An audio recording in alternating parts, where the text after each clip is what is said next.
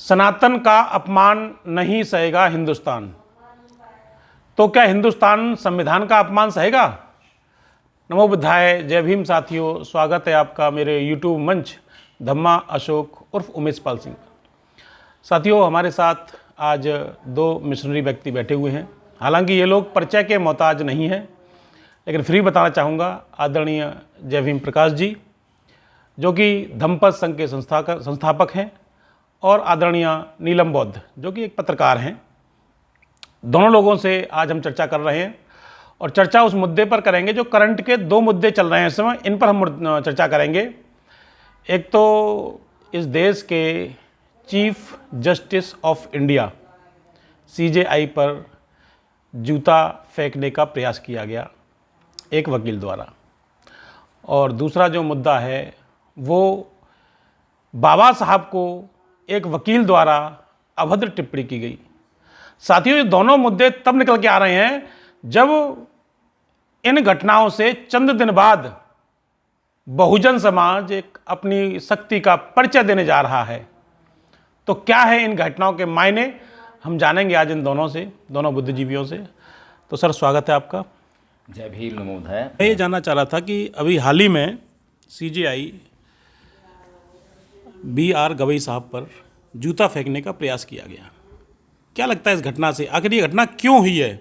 क्योंकि CJI जैसे कि बौद्ध हैं, तो ये बौद्ध के ऊपर जूता फेंका गया, या फिर जैसे मीडिया दिखा रहा है कि एक दलित जो है CJI के ऊपर जूता फेंका गया, या देश के प्रमुख व्यक्ति के ऊपर जूता फेंका गया? क्या कहना चाहेंगे इसके बारे में? देखिए, CJI यानी कि चीफ जस्टिस ऑफ इंडिया यानी सुप्रीम कोर्ट का जो है प्रमुख न्यायाधीश, और उनके ऊपर जो ये जूता फेंकने का जो प्रयास किया गया है उस विकृत मानसिकता के वकील के द्वारा जो है, ये घटना जो है भारत के इतिहास में जो है कोई मामूली घटना नहीं है। और जिस कारण से ये जो जूता फेंकने का उसने प्रयास किया है, इससे ये साफ साफ जाहिर होता है कि भारत के भीतर जो है एक ऐसा वर्ग भी है जो मानसिक दिवालियेपन का शिकार है, जिसके पास मानसिकता नाम की चीज़ नहीं है, जिसके पास तर्क तो बिल्कुल भी नहीं है, सोच समझ सकता नहीं है, केवल और केवल उल जुलूल बातों में जो है इस देश के लोगों को गुमराह करता है, भटकाता रहता है। अभी क्योंकि 9 अक्टूबर को मान्यवर साहब कांसीराम जी का परिनिर्वाण दिवस है, और उस मौके पर जो है आदरणीय बहन कुमारी मायावती जी ने जो है एक महारैली का जो है आह्वान किया है, और हम लोग जो है जहाँ जहाँ गाँव में जा रहे हैं, मीटिंग्स ले रहे हैं, और हर गांव से जो है भारी संख्या में लोग इस रैली में कूच कर रहे हैं।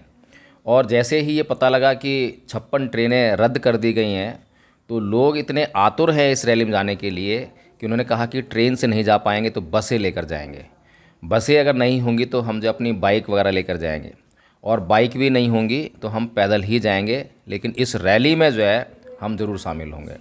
और आप यकीन मानिए कि जिस प्रकार से गांव देहात में जाकर हम मीटिंग्स ले रहे हैं लोगों की, और लोगों से जो निकल कर आ रहा है, इस 9 अक्टूबर को जो है लखनऊ में जन सैलाब उमड़ने वाला है।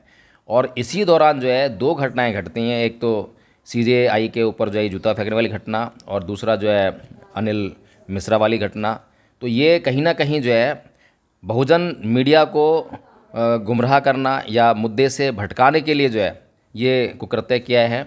और इसमें जो है सोचने वाली बात है कि देश की न्याय व्यवस्था में सर्वोच्च पद पर बैठे हुए व्यक्ति के ऊपर ये हमला है, और जिस व्यक्ति ने किया है उसको क्या कहें, मतलब पढ़ा लिखा व्यक्ति है।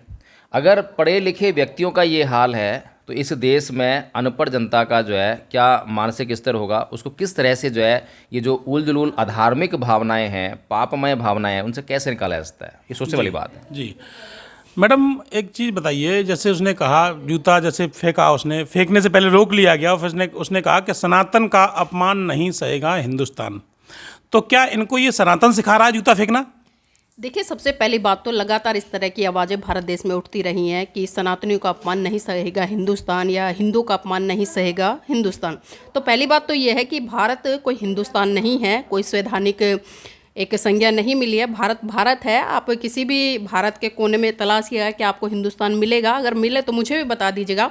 और दूसरा, जो ये तथाकथित भगवाधारी चिंटू आज हिंदुस्तान की बात कर रहे हैं या सनातन की बात कर रहे हैं या वैदिक धर्म की बात कर रहे हैं या फिर अपने आप को हिंदू राष्ट्र करवाने के लिए कुछ भी कहने के लिए बात करें, तो इनसे मेरा एक सवाल है कि जब इस देश की बहन बेटी के ऊपर अत्याचार शोषण होता है तो तब इनका वैदिक धर्म, सनातनी धर्म, हिंदू धर्म कहाँ चला जाता है? तब इनकी भावनाएं आहत क्यों नहीं होती है? तब पर्टिकुलर क्यों ये छाती पीटने लग जाते हैं कि एक दलित बेटी के साथ में बलात्कार हुआ है या एक दलित को घोड़ी पर चढ़ने से रोका गया या एक दलित के को मूछ रखने से मारा गया? तब इनको धर्म याद नहीं आता। तब इनको ये नहीं आता कि एक हिंदू के साथ में अत्याचार हुआ, एक हिंदू को घोड़ी चढ़ने पर मारा गया है, एक हिंदू को मूछ रखने पर मारा गया या एक हिंदू बहन बेटी के साथ में बलात्कार हुआ है। तो करनी और कथनी में बहुत बड़ा फर्क है। और मैं एक बात कहूँगी, मैं हमेशा कहती हूँ कि मैं करूँ तो रासलीला और दूसरा करे तो कैरेक्टर ढीला। इनके कैरेक्टर को आप समझिए कि किस तरह का कैरेक्टर है इन लोगों का। ये जिस सनातन की बात करते हैं, जिस धर्म की बात करते हैं, जिस संस्कृति की बात करते हैं, उस संस्कृति में क्या यही सिखाया जाता है कि एक वरिष्ठ नागरिक, और वरिष्ठ नागरिक कोई छोटा मोटा नहीं है। अगर मैं देश की राष्ट्रपति के बाद में बात करूं, क्योंकि भारत का प्रथम नागरिक देश की राष्ट्रपति हैं, उनके बाद में कहीं ना कहीं सुप्रीम कोर्ट जो कि चीफ जस्टिस वी.आर. गवई हैं, उनको देखा जाता है सम्मान की दृष्टि से। लेकिन एक इतने वरिष्ठ सुप्रीम कोर्ट के सीजीआई पर जूता उठाने की हिम्मत आखिर आई कहाँ से? और जैसे ही कल ये घटना प्रकरण हुआ है, मैं आपको बता दूं, यहाँ पर बहन कुमारी मायावती जी हैं, उन्होंने भी ट्वीट करा है और जो पूरा घटनाक्रम है उसकी घोर निंदा की है कि भारत एक लोकतंत्र देश है और उसमें इस तरह की घटनाएं वास्तव में बहुत ही निंदनीय है और ऐसे लोगों के खिलाफ कड़ी कार्रवाई होनी चाहिए। और इसी कड़ी में देश के माननीय प्रधानमंत्री जी ने भी सीबीआई गवई जी को फ़ोन किया और एक तरह से सिंपैथी दिखाई है और उन्होंने ये कहा है कि जो हुआ है ये गलत है और पूरा भारत इस घटना पर क्षुब्ध है, मतलब कि शोक व्यक्त कर रहा है। अब ये बताइए कि जो व्यक्ति इस तरह की घटनाओं को अंजाम दे रहा है, सनातन के आधार पर दे रहा है, और कौन सा सनातन की लगातार इस भारत देश में मांग उठती है, क्योंकि पूरा प्रकरण जिस तरह से खुजराहो के मंदिर थे उसमें जो 7 फुट की मूर्ति है जिसको कि तथाकथित ये लोग विष्णु की मूर्ति बता रहे हैं, उसको लेकर पूरा प्रकरण था। और आज की वर्तमान की जो अभी ताज़ा स्टेटमेंट आई, मैं आपको बता दूं, जिस वकील ने कल जूता उठाने का प्रयास किया, आज वो क्या कह रहा है कि मुझे कोई अफसोस नहीं है। रात को भगवान मेरे सपने में आए, और कौन से भगवान? वही विष्णु भगवान, और उन्होंने मुझसे कहा है कि आपने जो किया सही किया। मतलब आप देखें कि मानसिकता कितनी मतलब घटिया है कि इनके सपने में आकर इन्हें बता रहे हैं। इनके सपने में आकर किसी ने ये नहीं बताया कि आपका जो लाइसेंस है वो भी रद्द होगा। लेकिन यहाँ पर बड़प्पन है सीजीआई गवई जी का। एक बौद्धिस्ट हैं, विचारधारा से परिपूर्ण है और एक मानवतावादी दृष्टिकोण वाले हैं और करुणा मैत्री भाईचारे की जो बात लगातार बौद्ध लोग करते हैं, तो उन्होंने उसका परिचय भी दिया है और इस वकील को क्षमा कर दिया है।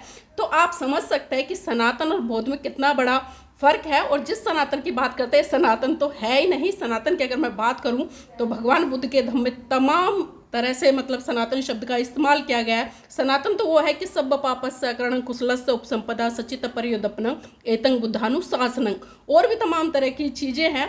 तो हमें समझना पड़ेगा कि जिस सनातन की बात करते हैं, क्योंकि पहले हिंदू धर्म था, हिंदू धर्म से जब इन्हें पता चला कि ये फारसी का शब्द एक गाली है, तो इन्होंने आजकल अपने आप को हिंदू कहना बंद कर दिया और अब इन्होंने ये सनातन शब्द है इसको अडॉप्ट कर लिया है। तो आदरणीय जी, मैं यही कहूँगी कि ऐसे लोगों के खिलाफ में सख्त से सख्त कार्रवाई हो, ताकि अन्य लोग जरा सी भी हिम्मत ना जुटा पाएँ इस तरह के जघन्य अपराध करने का, इस तरह के कुकृत्य करने के लिए।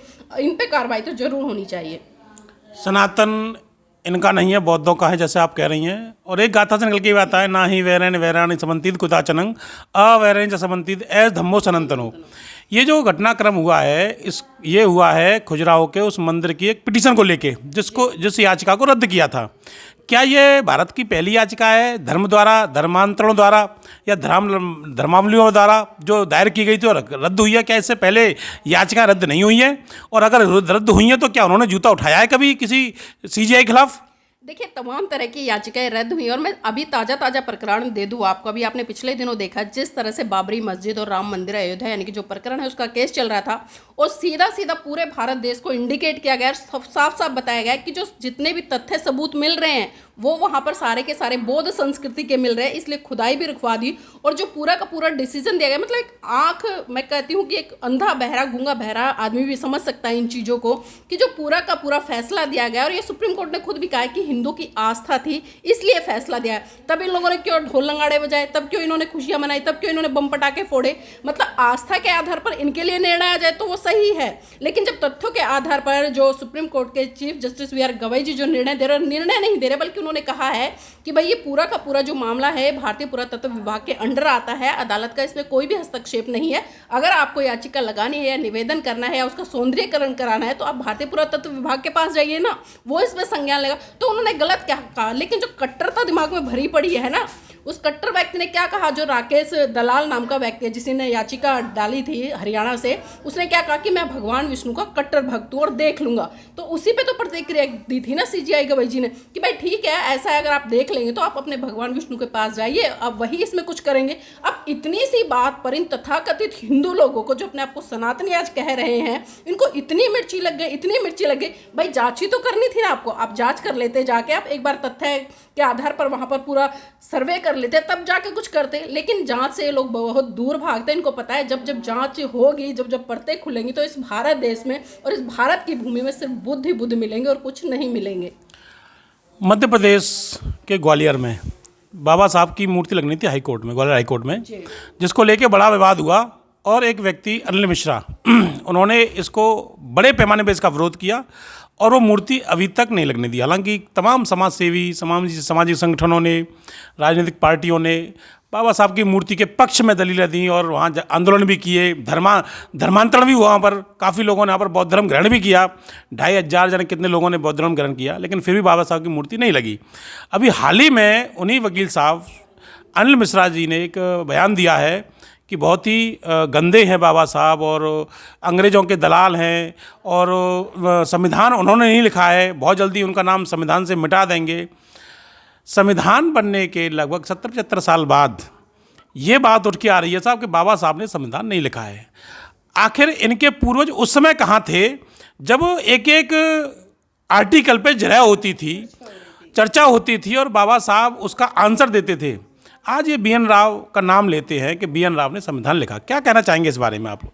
देखिए, अगर मैं BN राव की बात करूं और अभी जिस तथाकथित आपने अनिल मिश्रा की बात की है, ये अकेला ऐसा व्यक्ति नहीं है जो आजकल BN राव को प्रचारित और प्रसारित कर रहा है। एक साधु संत और है, और एक नहीं है, कई टोली है ये भगवाधारी गुंडों की। मैं तो इन्हें गुंडा ही कहूँगी, क्योंकि संत का मतलब होता है सभी चीज़ों से मतलब मुक्त होना, एक तरह से संसारिक मोह माया से मुक्त होकर मानव कल्याण के लिए काम करना। लेकिन ये आजकल के जो भगवाधारी संत है ना, ये संत नहीं है, मतलब भगवा के रूप में एक तरह से गुंडे पाले हुए हैं। अभी आपने देखा जिस तरह से विश्वकर्मा गए, किस तरह से हथियार पूज रहे थे। अब एक आप संत पर समझ सकते हैं कि इतने हथियार कहाँ से आए, किसने परमिशन दी इनको, एक से बढ़कर एक हथियार, राइफल, बंदूकें, तलवारें, धारदार हथियार, और उनकी पूजा कर रहे हैं। कहाँ से आ रहे हैं देश में आर्म्स एक्ट है, और जबकि हम देखें तो मतलब इनको इन चीज़ों से कोई लेना देना नहीं कानून बना हुआ है कि कोई भी नागरिक लोग। जो है हथियार नहीं रख सकता अपने घर में जो है जी।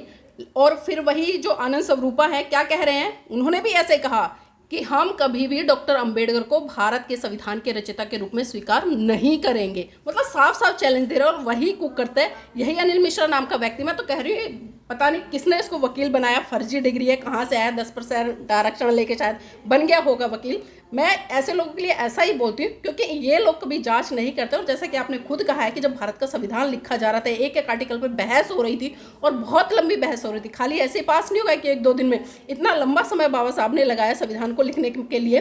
तब कहाँ थे तथाकथितवादी और BN राव जो बात कर रहे हैं, और आज जिस तरह से लोग नकार रहे हैं, और अभी जो भगवाधारी गुंडे हैं जो साफ साफ कह रहे हैं कि अंबेडकर आतंकवादी था, अंबेडकर देशद्रोही था, अंबेडकर हिंदू द्रोही था और हम अंबेडकर को दोबारा से स्थापित नहीं होने देंगे। तो आज आज़ादी के 77 साल बाद इनको याद आ रहा है कि भारत का संविधान अंबेडकर ने नहीं लिखा। आप जाइए एक सर्वे कीजिएगा, गली गली कूचे स्कूल में कहीं भी चले जाइएगा, पूछेगा, किसी से पूछ लीजिएगा कि भारत के संविधान के रचयिता कौन है।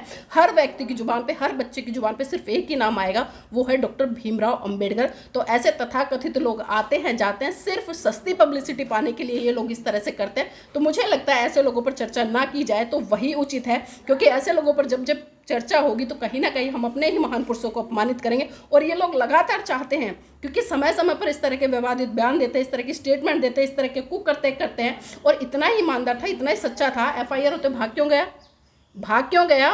अरे वो तो बाबा साहब का अस्तित्व मिटाने की बात कर रहा था, क्यों भाग गया ग्वालियर पुलिस ने? और आज आपको जानकर आश्चर्य होगा, आज तमाम वकीलों को लेकर पहुंचा है कार्यालय पर और कह रहा है कि पुलिस मुझे अरेस्ट करे। अब ऐसे व्यक्ति को तो मैं कहूँ 2 गाल पे लगाए पहले तो, जब इतना ही तो दमदार था, इतना ही ताकतवर था और बाबा साहब का अस्तित्व को मिटाने की बात कर रहा है। शायद भूल रहा है उसी संविधान की वजह से आज जो कहते हैं ना कि अभिव्यक्ति की आज़ादी, उसी अभिव्यक्ति की आज़ादी से गाल बजा रहा है। तो ऐसे लोगों के लिए सख्त से सख्त कार्रवाई हो और मैं कहती हूँ ऐसे लोगों को तो लाइसेंस ही रद्द कर देना चाहिए, ताकि इनको पता चले कि आप किसके लिए बोल रहे हैं, क्या बोल रहे हैं, क्यों बोल रहे हैं। और आदरणीय जी, ये जो सारा मामला है, चाहे वो सीजीआई का मामला हो और चाहे ये अनिल मिश्रा वाला मामला हो, ये सारा मामला धर्म का मामला नहीं है, ये सारा मामला जातिवाद का मामला है। इनके मन मस्तिष्क में जो है जातिवाद जो है इतनी बुरी तरह से बैठा हुआ है, ये अपने आप को जो है ऊंची जाति का मानते हैं।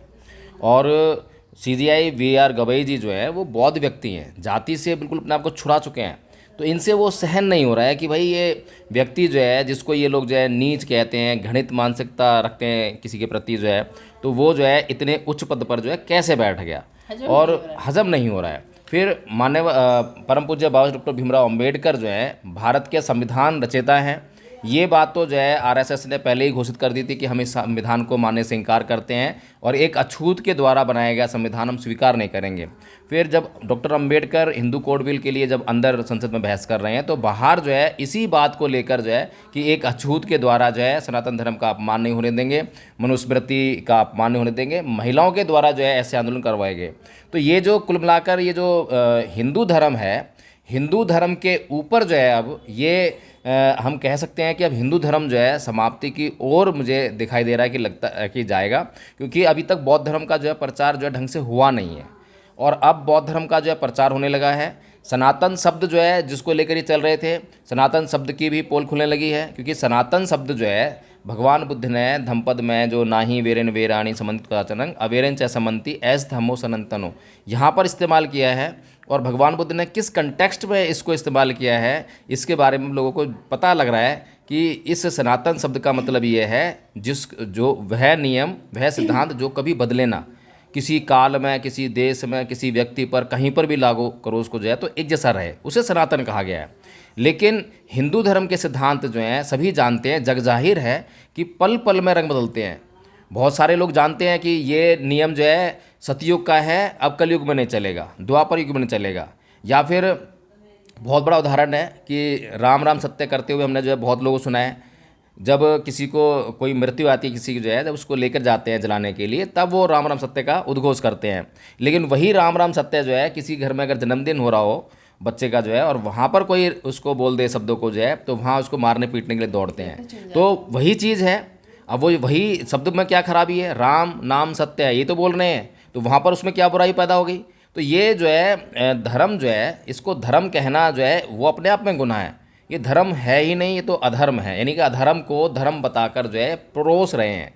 और अब जो है पूरी दुनिया जान रही है कि बौद्ध धर्म एकमात्र ऐसा धर्म है जो पूरी दुनिया उसको जो है बिना हिचक के स्वीकार करती है। और मैं कहूँ कि आज पूरी दुनिया की वह ज़रूरत है, वो चाहे हिंदू हो, मुसलमान हो, सिख हो, ईसाई हो, सभी लोगों की बौद्ध धर्म ज़रूरत है। और आने वाले टाइम में जो है ये सभी लोग जो है चाहे बौद्ध बने ना बने, लेकिन बुद्ध को तो स्वीकार करेंगे, बुद्ध को तो स्वीकार करेंगे, बौद्ध बने चाहे ना बने। तो इन 2 घटनाओं को लेके हमने बात की। और जैसा कि बात करें BN राव की, तो सर BN राव का जो नाम आता है वो बाबा साहब ने भी अपने एक भाषण में लिया था कि इसका कुछ श्रेय सर BN राव को दिया जाना चाहिए, जिन्होंने संविधान का कच्चा मसौदा तैयार किया। ये बाबा साहब अपने मुंह से बोल रहे हैं, इतना भर उनका उसमें सहयोग है कि कच्चा मसौदा उन्होंने तैयार किया। बाकी जितना किया वो सबके सामने है और पूरा देश देख रहा है। लेकिन इन 2 घटनाओं से जो निकल के आया है ये वाकई में निंदनीय घटना है, खासकर CGI पर इस तरह का जूता जो है उठा लेना और परम पूज्य बाबा साहब के प्रति इन शब्दों का जो है अपमानजनक शब्दों का प्रयोग। ये अब देखना है कि जो बाबा साहब को मानने वाले हैं या बौद्ध लोग हैं किस तरह इसको लेते हैं। और कुछ कहना चाह रही थी आप मैडम? हाँ, मैं एक बात कहना चाह रही थी अभी, और क्योंकि मैं बात उन लोगों की कर रही हूँ जो अपने आप को संघी कहते हैं, हिंदू कहते हैं, सनातनी कहते हैं, वैदिक कहते हैं। अभी 2 घटनाएं ऐसी हुई हैं जब भारत देश के 2 वरिष्ठ लोगों ने इन सनातनियों को, इन हिंदुओं के और इन भगवाधारी लोगों के गाल पे तमाचा जड़ने का काम किया है। और वो पूरी घटना क्या है मैं बता दूं आपको। अभी RSS के 100 साल पूरे हुए हैं, उन्होंने शताब्दी दिवस मनाया, जिसमें कि सुप्रीम कोर्ट के चीफ जस्टिस VR गवई जी की जो माता हैं डॉक्टर कमल गवई जी, उनको आमंत्रित किया गया। और उन्होंने 2 टूक शब्दों में साफ साफ कहा कि जो संगठन भारत के संविधान को नहीं मानता, जो संगठन 52 साल तक अपने कार्यालय पे झंडा नहीं फहराता, जो संगठन कभी भाईचारे की बात नहीं करता, जो संगठन लगातार एक सांप्रदायिकता को बढ़ावा देता है, मैं ऐसे संगठन के कार्यक्रम में नहीं जाऊंगी। तो एक तरह से तमाचा था जोरदार। और दूसरी घटना क्या है, जो हमारे पूर्व जो राष्ट्रपति रहे हैं कोविंद जी, उन्होंने भी साफ साफ कहा है कि अब समय आ गया है, अब ये भारत देश है ना, ये किसी मनुस्मृति से नहीं चलेगा बल्कि भीम स्मृति से चलेगा। उन्होंने साफ साफ इंडिकेट किया कि भारत के संविधान यानी कि जो बाबा साहब ने लिखा है उससे चलेगा। लेकिन उसके बावजूद भी ये भगवाधारी चिंटू कूदते नजर आ रहे। कूद लीजिए, जो सत्य है वो सत्य है, और सूरज की रोशनी को कब तक छुपाएंगे? नहीं, इसमें मैं एक बात कहना चाहूँगा। जैसे आपने कहा कि जो माता जी हैं कमलाताई हैं क्या, कमलताई जी, उन्होंने इसको रिजेक्ट कर दिया है। लेकिन उनके जो पुत्र हैं वो ये कह रहे हैं कि नहीं हमने स्वीकार किया है लेकिन जाएंगी नहीं, ये कहा है उन्होंने। नहीं देखिए, और उसमें उन्होंने मैं आपके घर पे देने आऊँ, आप ये तो नहीं कहेंगे नहीं मैं निमंत्रण नहीं लिया, आपने मेरा निमंत्रण सम्मान तो करना पड़ेगा ना, कोई भी घर में आ रहा है तो अपमान कैसे करेंगे? मना किया है कि भाई हम वैचारिक लोग हैं, ये उन्होंने कहा है, हम विचारधारा से हम नहीं आएंगे। बिल्कुल, बौद्ध धर्म में हिंदू धर्म की तरह अपमान नहीं है, रामनाथ कोविंद जी का कहा कि कोविंद जी पूर्व राष्ट्रपति रहे, राष्ट्रपति रहते हुए तो उन्होंने ऐसी कोई शब्द नहीं कही। राष्ट्रपति रहते हुए उनका अपमान हुआ, उनको मंदिर में जाने नहीं दिया, ये सबको पता है, पूरा देश जानता है। उस समय ये शब्द नहीं बोले, लेकिन अब पद से उतरने के बाद क्यों? वो कुर्सी पर थे उस समय, ये हम अच्छे से जानते हैं कि जब कुर्सी से व्यक्ति चिपका होता है तो कहीं ना कहीं कुर्सी का एक लालच होता है और एक भय होता है कि कुर्सी से ना उतार दिया। लेकिन कम से कम वो कहते हैं ना कि जब जागो तभी सवेरा। आज अगर अकल आ गई कोविंद जी को तो मैं धन्यवाद दूंगी उनको कि कम से कम आज उन्हें पता तो चल रहा है कि भारत के संविधान से आज भारत देश चल रहा है, और वो खुद गवाह हैं इसका। भले वो कहे ना कहे, उन्हें जो राष्ट्रपति की कुर्सी मिली वो भी भारत के संविधान से मिली थी, RSS के किसी तलवे चाटने से नहीं मिली थी। भले वो कितने ही शाखा में गए, कितने ही उन्होंने वंदे मातरम कहा है, कितने उन्होंने वो भारत माता की जय कहा है जो कहते हैं, तो ये सब अच्छे से जानते हैं। अगर आज इस देश का कोई भी व्यक्ति, चाहे वो एक चाय बेचने वाला क्यों ना हो, चाहे एक नाली साफ करने वाला क्यों ना हो, चाहे एक सफाई कर्मचारी क्यों ना, कहीं एक सब्जी बेचने वाला क्यों ना, चाहे वो अरबपति खरबपति क्यों ना, अगर वो आज एक वोट की ताकत से किसी को सत्ता में ला रहा है या खुद सत्ता में आ रहा है, तो वो सिर्फ और सिर्फ परम पूज्य बाबा साहब के संविधान की वजह से है, वरना इन लोगों की कोई औकात नहीं थी कि ये राष्ट्रपति प्रधानमंत्री बन पाते। तो साथियों, आपने देखा, सुना, समझा कि इन दोनों घटनाओं से कहीं ना कहीं सत्ता की किरकिरी हो रही है। भले ही सत्ता इससे अपना पल्ला झाड़ रही हो कि इन दोनों से हमारा कोई संबंध नहीं है, या कार्रवाई के नाम पर जैसे कि राकेश किशोर जो वकील साहब हैं उनका लाइसेंस रद्द कर दिया गया है और अनिल मिश्रा जी के खिलाफ जो FIR हो गई है। लेकिन क्या ये जो कार्रवाइयाँ हुई हैं ये बहुत काफ़ी हैं या कम हैं? ये आप लोग कमेंट करके बताइए। आपको वीडियो कैसा लगा अवश्य बताइए, और इसमें क्या प्रतिक्रिया है इन दोनों घटनाओं के ऊपर आपकी, ये भी बताइए। तो अगर वीडियो अच्छा लगा हो तो लाइक कीजिए, शेयर कीजिए और चैनल को करिए सब्सक्राइब। नमो बुद्धाय, जय भीम, जय भारत साथियों।